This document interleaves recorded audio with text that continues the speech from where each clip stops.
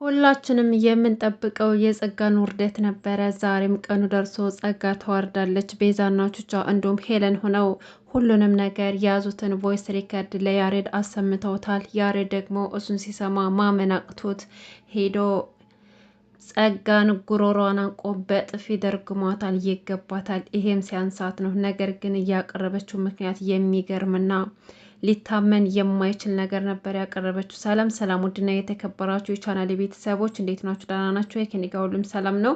ለዚህ ቻናል አዲስ ከሆናችሁ ሰብስክራይብ በማድረግ ቤተሰቡ ነው። እንዲሁም ነባር ቤተሰቦች እንኳን ደህና መጣችሁ። ዛሬ አፍላ ፍቅር ክፍል 109ን ይዘን መጥተናል። ቪዲዮን እስከ መጨረሻው ድረስ በማዳመጥ ሀሳብ አስተያየታችሁን ጻፉልኝ።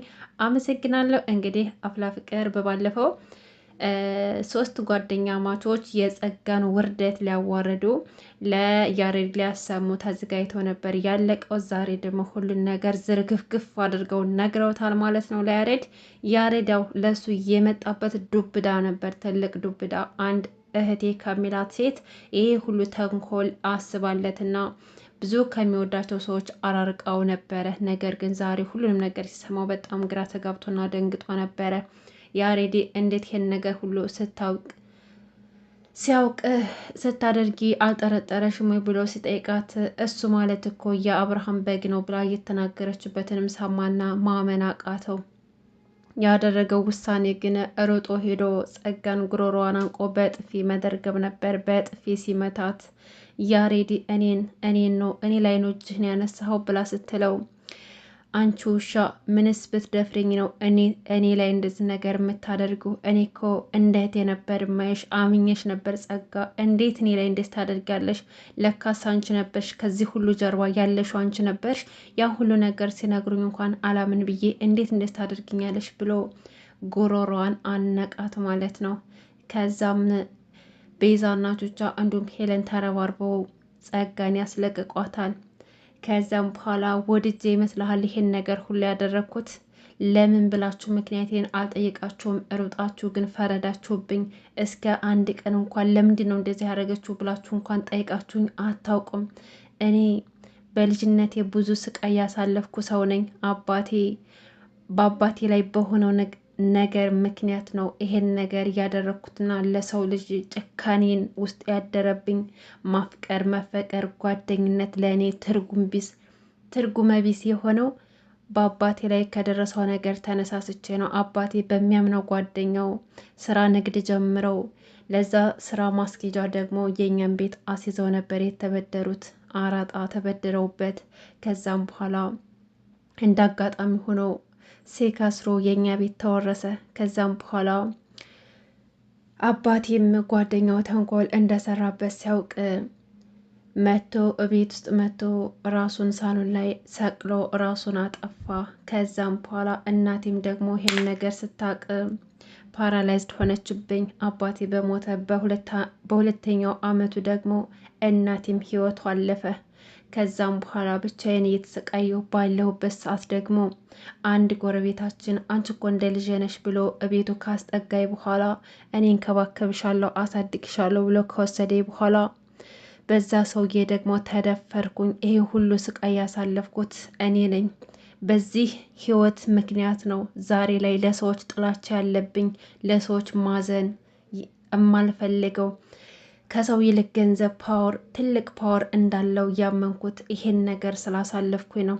ለዛም ነው አንተን ቀርቤ በአንተ በኩል ገንዘብ እያገኘሁኝ አንተ የምትፈልጋቸውን ሰዎች ሁሉ ካንተ እያራኩኝ እነሱን ደግሞ ካንተ እያቀረብኩ መስዬ ገንዘብ ስቀበል የነበረው ይሄን ህይወት ስላሳለፍኩ ነው ብላ ነገረችው።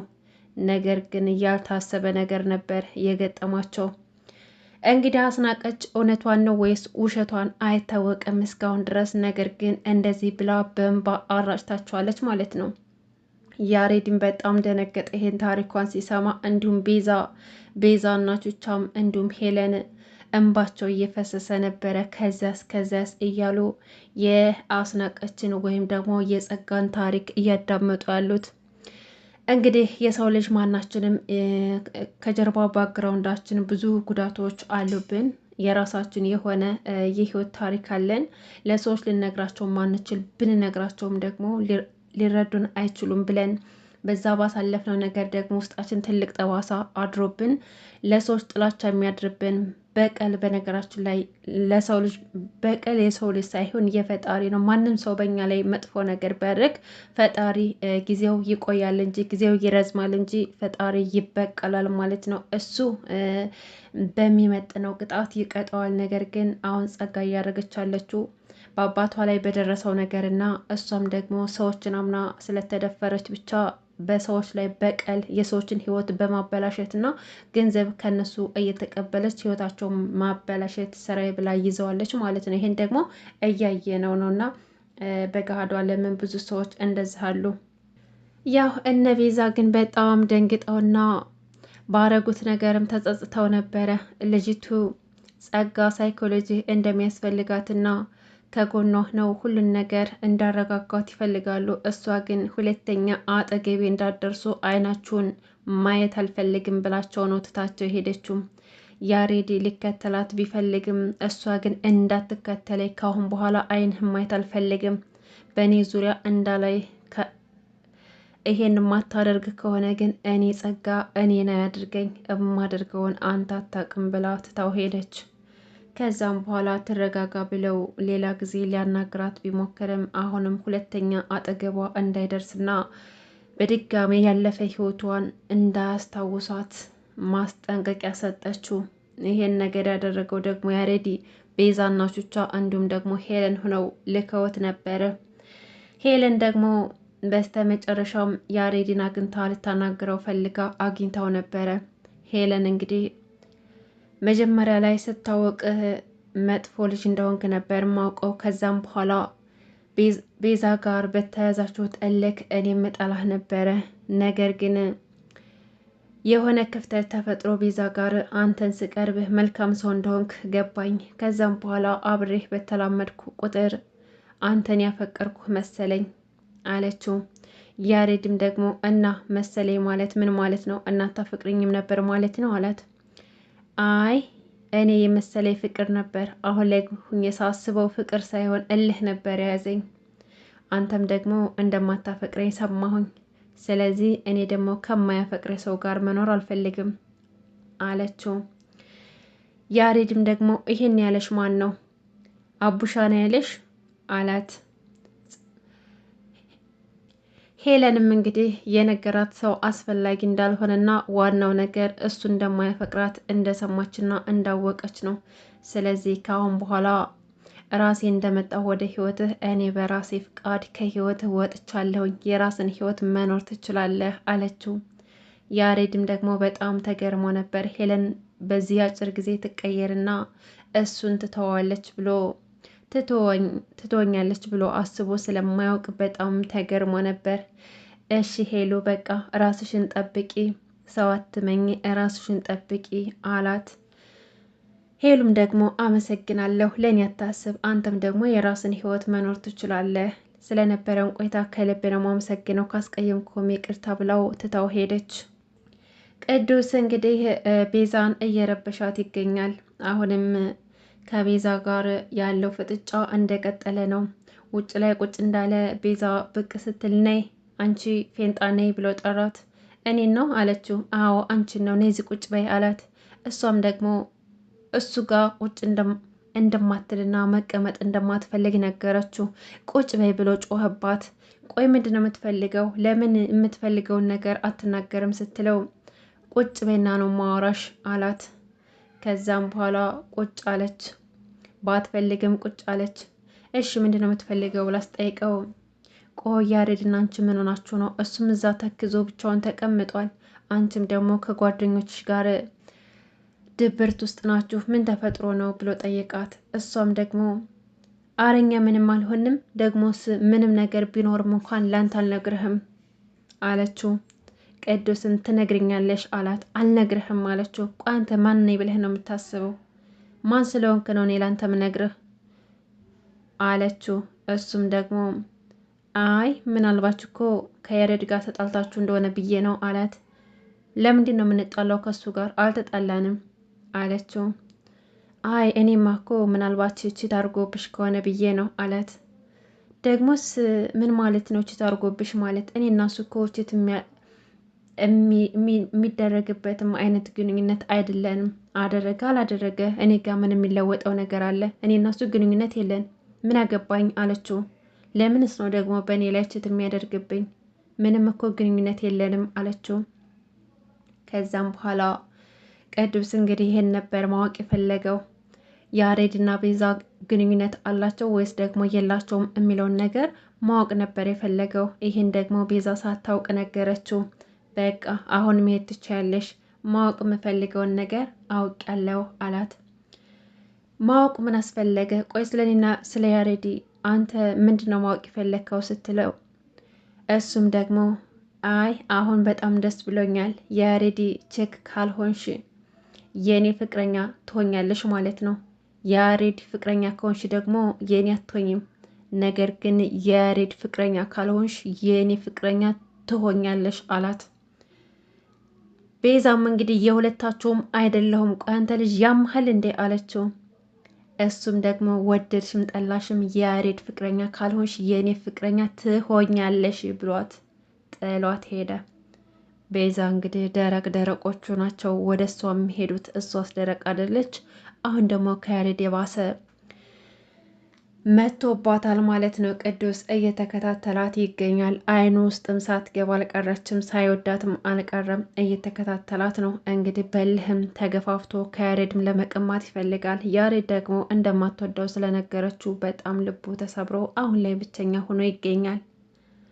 ጸጋና ሄርሜላ በጋርዳቸው ተከበው ዘነጥ ባለ መኪና ልክ እንደ ወንጀለኛ ሰዎች ተከበው መጥተው ነበረ። አስደማሚ አክት ነበር ያሳዩት። እነሱን ተማሪዎቹ ሲያዋቸው በጣም ደንግጠው ነበረ። ፊዮሪ እንዲሁም ደግሞ ሄዋን እንዲሁም ደግሞ እነ ቤዛና እነቹቻ ሲያዋቸው በጣም ደንግጠው ነበረ። ምክንያቱም የጸጋና የሄርሜላ አብሮነት ለእነሱ ጥሩ ስላልሆነ፣ ሁለት ተንኮለኞችና መጥፎ ልጆች ስለሆኑ ያለ አንድ ምክንያት እንደዚህ አንድነት አልፈጠሩም፣ ጓደኛ አልሆኑም። የሆነ ምክንያት ስለሚኖራቸውና ሰዎችን መጉዳት ስለሚፈልጉ ነው አብረው የሆኑት። ይሄ ደግሞ አልተሳሳቱም። አሁን ላይ እነሱን ማንነታቸውን ለማሳየት እዛ ትምህርት ቤት የሚማሩትን ጓደኞቻቸውን ማንነታቸውን እንዳውና ምን ያክል አቅም እንዳላቸውና በጋርድ እንደሚንቀሳቀሱ እንዳዋቸው ስለፈለጉ ነው፣ እንዲፈሯቸው ማለት ነው። እሱም ደግሞ ከፊዮሪ ውጭ ውጤት እያመጣ ነው። ተማሪዎች እየፈሯቸው ነው ማለት ነው። አሁን ላይ ትኩረት ያደረጉት ፊዮሪ ላይ ነው። ሄርሜላና ጸጋ እያጠኑ ያሉት ስለ ፊዮሪ ነው። ዳጊም ጠይቀውት መረጃ ስለ ፊዮሪ እስካሁን ድረስ ምንም ነገር አልነገራቸውም። ምክንያቱም ፊዮሪ ባለውለታው ስለሆነች አሳልፈው ሊሰጣት አልፈለገም። ነገር ግን በራሳችን መንገድ ስለ እሷ እናጣራለን ብለው፣ ጸጋ ግን የሆነ መላ እንዳላት ዘየደች። የእሷ ጋርዶች የፈለገችውን ነገር እንደሚያደርጉላትና ከእሷ ጃዝ እንድትላቸው ብቻ እንደሚጠብቁ፣ እሷ ያለቻቸውን ሁሉ ነገር እንደሚያደርጉ ነገረቻት ለሄርሜላ። ሄርሜላም ደግሞ በቃ እንደሱ ከሆነማ አሪፍ መላ ነው፣ አንቺ እነሱን አዘጋጃቸው፣ እኔ ደግሞ የሚጠይቁትን ገንዘብ መክፈል እችላለሁ፣ ወደ አንቺ እልክልሻለሁ አለቻት። ከዛም በኋላ በተባባሉት መሰረት ፊዮሪ ከትምህርት ቤት ወደ ቤት እየተመለሰችበት ባለ ሰዓት ጸጋ እየተከታተለቻትና ያለችበትን ለጋርዶቿ ደውላ ነገረቻቸው። ከዛም በኋላ አንዱ ከፊት አንዱ ከኋላ ተከታተሏትና ፊዮሪን አንዱ ከፊት ለፊት ሲያግዳት፣ አንዱ ደግሞ እጇን ወደ ኋላ ጠምዝዞ ያዛት። እንዳጋጣሚ ደግሞ ቅዱስ አስቸጋሪውና ኃይለኛው ተማሪ በዛ ሰፈር እየሄደ ነበረ። ልቀቀኝ ብያለሁ፣ እነማን ናችሁ ልቀቀኝ ብያለሁ እያለ ስትል ቅዱስ ልቀቃት ብሎ ወደ እሷ መጣ። አንተ ምን አገባህ ከዚህ ጥፋ ብሎ ሲጮህባት፣ ለአንድና ለመጨረሻ ነው ምነግርህ፣ ልቀቃት ብያለሁ፣ ቃሌን መደጋገም አልፈልግም ብሎ ኮስተር ብሎ ነገረው። እንግዲህ ጋርዱም ቅዱስን የናቀው ይመስላል። ምን ታመጣለህ ብሎ ጠጋ ብሎ ሲጠጋው ቅዱሴ በቦክስ ያጠጣበታል። ከዛም በኋላ ያንን ጋርድ ቀጥቀጥ አድርጎ ደበደበው። ዞር ሲል ግን ፊዮሪም እጇን ጠምዝዞ የያዛትን ጋርድ መልሳ ጠምዝዛ ጥለው ድንጋይ ተሸክማ ነበረ። ባየው ነገር በጣም ተገርሟል። ከዛም በኋላ እጅ ለእጅ ተያያዙና እየሮጡ አመለጧቸው። በጣም ይገርማል። የፊዮሪ ድፍረትና የቅዱስ ድፍረት በጣም ያስገርመኛል። ውድና የተከበራችሁ ቤተሰቦች አፍላ ፍቅር ክፍል 109 ይሄን ይመስል ነበረ። በነገራችን ላይ አስናቀች የተናገረችውን ታሪክ እኔ አላመንኩትም። ምክንያቱም ጸጋ ይሄን አሳልፋለች ብሎ የሚገምት ሰው የለም። ሁለተኛ ደግሞ ያሬድ ሌላ ውሳኔ እንዳይወስና እንዳይቀጣት ብላ ያመጣችው እቅድ ይመስለኛል። እንግዲህ መጨረሻውን አብረን የምናይ ይሆናል። እስካሁን አብራችሁኝ ስለቆያችሁ ከልብ እያመሰገንኩኝ ላይክ ማድረጋችሁ እንዳትረሱ፣ እንዲሁም ለቤት አዲስ ከሆናችሁ ሰብስክራይብ አድርጋችሁ ቤተሰብ አድርጉኝ። አመሰግናለሁ። ለነበረን ቆይታ መልካም ጊዜ ተመኘውላችሁ።